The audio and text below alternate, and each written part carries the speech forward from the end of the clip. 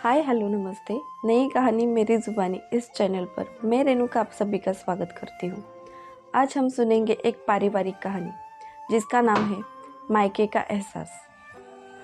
अमर जैसे ही ऑफिस से लौटा तो उसने देखा कि उसकी बीवी का चेहरा उतरा उतरा हुआ है और टेबल पर एक चिट्ठी रखी हुई थी। उस चिट्ठी को उसने अपने पति को दिखाकर कहा, तुम्हारी बहन की चिट्ठी आई है। यह देखकर भी अमर ने अनदेखा किया और वह अपने बेडरूम में चला गया। उसके बाद उसकी बीवी फिर से उससे कहने लगी, आपकी बहन की चिट्ठी आई है, पढ़ तो लो। लेकिन उसने उसकी तरफ ध्यान न देकर बेडरूम में गया और अपने बाथरूम में चला गया। बाथरूम में जाने के बाद वो सोच में पड़ा, जब मैं छोटा था तब मेरी माँ मुझे छोड़ के चली गई। तब से मेरी दीदी ही मेरी माँ बनकर मुझे बड़ा कर रही थी और वह तो शादी भी नहीं करना चाहती थी क्योंकि मैं छोटा था। लेकिन पिताजी लोगों के ताने सुनकर तंग आ गए थे, इसलिए मैंने ही अपनी कसम देकर दीदी को शादी के लिए राज़ी किया था और मेरे ही वजह से उसने शादी की थी। लेकिन जीजाजी काफ़ी भले इंसान मिले थे। वो कभी भी दीदी को आने के लिए रोक टोक नहीं किया करते थे। जब भी मेरे बारे में उसे कुछ पता चलता तो वो दौड़कर आती थी, और आती भी क्यों ना, क्योंकि उसने मुझे भाई की तरह नहीं अपने बेटे की तरह संभाला था और अच्छी परवरिश दी थी। ऐसे ही कुछ सालों बाद मेरी शादी भी उसी ने करवा दी थी। मेरी पत्नी लता को भी उसी ने पसंद किया था। ऐसे ही शादी के बाद पहली बार जब दीदी घर आई थी तब मैं उसके साथ बहुत समय गुजारता था। लता को उसके साथ समय बिताने का चांस ही नहीं मिलता था। उसने दीदी की पसंद की पनीर की सब्जी तो बनाई, लेकिन दीदी को पनीर में मटर पसंद नहीं था। इसलिए अमर ने उसे जोर से डांट दिया और किचन से जाने के लिए कह दिया और कहा, आज तो मैं अपने दीदी के हाथों का ही खाना खा लूँगा। और उसने अपनी बीवी को भला भाता सुनाकर उसे वहाँ से जाने के लिए कहा। लता को यह बात बिल्कुल ही पसंद नहीं आई, क्योंकि दीदी के आने के लिए उसने काफ़ी तैयारियां की थी और उनके लिए वो बहुत कुछ सामान भी खरीद कर लाई थी। लेकिन फिर भी उसका पति उससे खुश नहीं था, क्योंकि उसे ज़्यादा समय अपने दीदी के साथ बिताना था। लेकिन लता बीच बीच में बातें करने के लिए आती थी तो वह उसे रोकता था और काम के लिए जाने को बोलता था। ऐसे ही कुछ दिन बीतते रहे। ऐसे ही दीदी आती और जाती, लेकिन लता से उनकी बातचीत ही नहीं होती।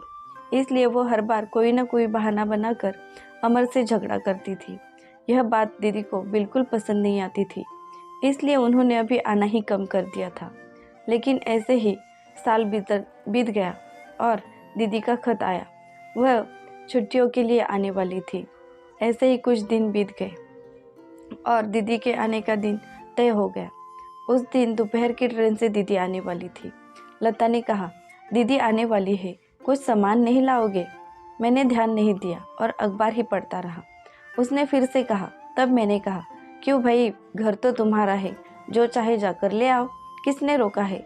वो थोड़ी सी खुश हो गई और थैला और पर्स लेकर वो बाज़ार में चली गई और जो भी दीदी को पसंद है वो सारी चीज़ें ढूंढ ढूंढ कर ले आई और घर में आते हुए बोली, कितनी गर्मी है बाहर।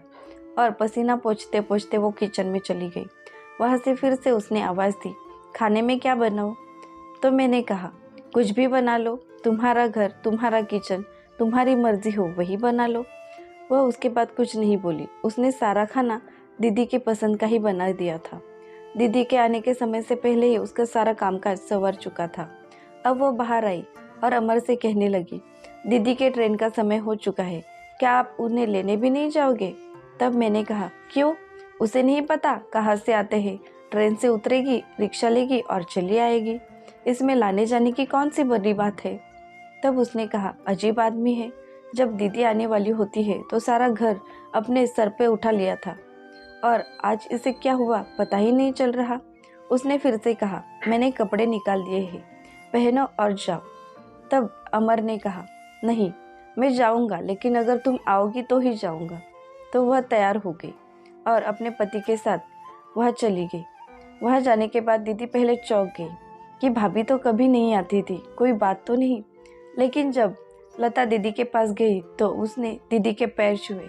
दीदी को काफ़ी अच्छा लगा। उसने लता को गले से लगा लिया। ऑटो बुलाकर वो घर आ गए। घर आने के बाद दीदी ने हाथ मुँह धो लिए और खाना खाने के लिए बैठे तब दीदी ने कहा, आज तो काफ़ी बढ़िया खाना बना है। तब अमर बोला, कैसे न होता, आज का सारा खाना लता ने काफ़ी मेहनत और अच्छे तरीके से बनाया है ही वो सुगरण। अच्छे तरीके से खाना बनाना उसे अच्छे तरीके से आता है। बहुत बढ़िया बढ़िया चीज़ें बनाना सीख चुकी है वो। ऐसे ही दिन बीतते रहे, लेकिन अमर एक भी दिन घर नहीं रहा। उसके बीवी ने कहा, यह क्या, जब भी दीदी आती थी अब घर पर ही रहते थे, उन्हें घुमाने के लिए ले जाया करते थे, लेकिन आजकल आप घर में भी नहीं रहते। तब उसने लता से कहा, अगर मैंने अब छुट्टी कर दी तो हमें शिमला जाने के लिए छुट्टी नहीं मिलेगी, और इस बार मैं तुम्हारे साथ शिमला जाना चाहता हूँ। यह बात सुनने के बाद लता की आंख भर आई। उसने सोचा, क्या मैं अपने पति के लिए इतने मायने रखती हूँ कि वह अपने बहन के लिए भी समय नहीं निकाल रहा। उसने उससे कहा, नहीं, आज आप घर में ही रहेंगे, क्योंकि दीदी काफ़ी सालों बाद आई है और आज हम उनके साथ बाहर घूमने के लिए जाएंगे। उसने ना चाहते हुए भी घर में रहने का ठान लिया और वो घर में रह गया। ऐसे ही 2-3 दिन बीत गए। एक दिन अचानक से जीजाजी का खत आया और उन्होंने लिखा था कि घर पर माँ पिताजी की तबीयत अच्छी नहीं है, तुम लौट आओ। तो दीदी को जल्दी ही जाना था, इसलिए लता जल्दी जल्दी बाजार गई, सबके लिए कपड़े खरीद कर लाई और दीदी के साथ देने के लिए ढेर सारी चीज़ें भी लेकर आई। यह सब देखकर मुझे पहले शौक लगा, लेकिन बाद में मुझे अच्छा भी लगा। चलो, ये सुधर गई है, लेकिन यह उसके सुधरने का नहीं, मेरे सुधरने का नतीजा था, क्योंकि इससे पहले जब भी दीदी आती थी मैं लता के साथ उन्हें समय ही गुजारने नहीं देता था। इसीलिए यह सब हो रहा था, ये मुझे समझ नहीं आ रहा था। लेकिन एक दिन जब पिताजी मुझे घूमने के बहाने ले गए, तब उन्होंने मुझे कहा था, घर में जो भी हो रहा है इसका कारण तुम ही हो, क्योंकि जब भी तेरी दीदी मायके आती है, लता के साथ न उसे बैठने को मिलता है, न 4 बातें करने के लिए मिलती है। तो ही उन दोनों के बीच आता रहता है और वो दोनों कभी आपस में बातें ही नहीं कर पाती है। उसे उसकी मर्जी से करने दे, देख घर में कैसे रौनक छा जाएगी। और सच में जब उसने ऐसा किया तो घर में काफ़ी खुशहाली आने लगी। उसने सोचा, अगर ऐसा थोड़ा सा बर्ताव हम करें तो घर में अच्छा ही हो रही हो, तो हमें ऐसे चेंजेसमेंट करनी ही चाहिए। क्योंकि इससे पहले जब भी दीदी आती थी तो जाते वक्त उदास ही रहती थी, लेकिन इस बार दीदी के चेहरे पर अलग ही चमक थी। वह अपने दीदी से बात करने के लिए गया। ये क्या दीदी, आज ही जा रही हो, और कुछ दिन रुक जाती तो मुझे भी अच्छा लगता। आपसे तो ज़्यादा बातें भी नहीं कर पाया, अगर रुकती तो और बातें हो जाती। उसने कहा, भैया इस बार मेरी आंखें भर इसलिए आई क्योंकि इस बार मुझे ऐसा लगा कि आज मैं सच में अपने मायके आई हूँ। मायके में अगर माँ ना हो तो भाभी जो होनी चाहिए।